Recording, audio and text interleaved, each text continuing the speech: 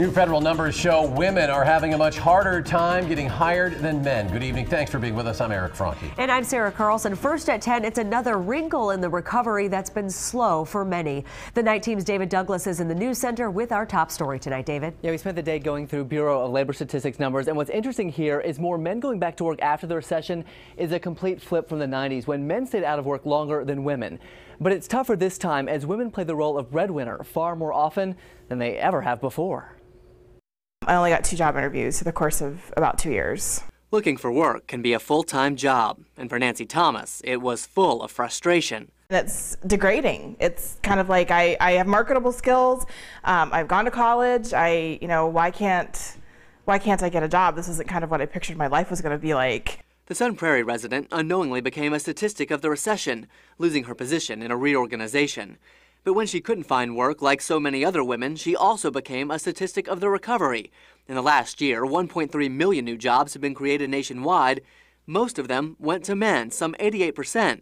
Women gained just under 150,000 positions across the country. It's stigmatized because people look at you as, well, you've been unemployed for so long, what the heck is the matter with you? There's not work out for us older people. They see that you're older, they don't want to hire you. Susan Miller of Fall River has been out of work for a year. At 62, she tells us she's been forced to retire and take Social Security earlier than she'd planned. The numbers of men being hired over women just don't seem fair. I mean, men still get paid more than we do.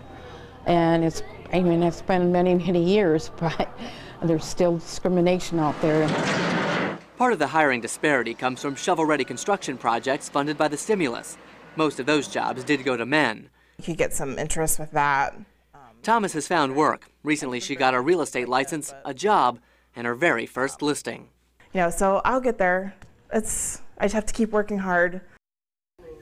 An uphill battle for so many people. More men did lose jobs in the recession than women, so you might say this makes sense, but it is suggested more women lost high-paying jobs than men did.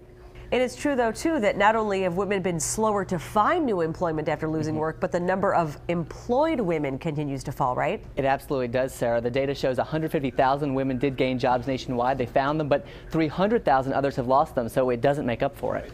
And David, private, public employees, it hits public employees as well, right?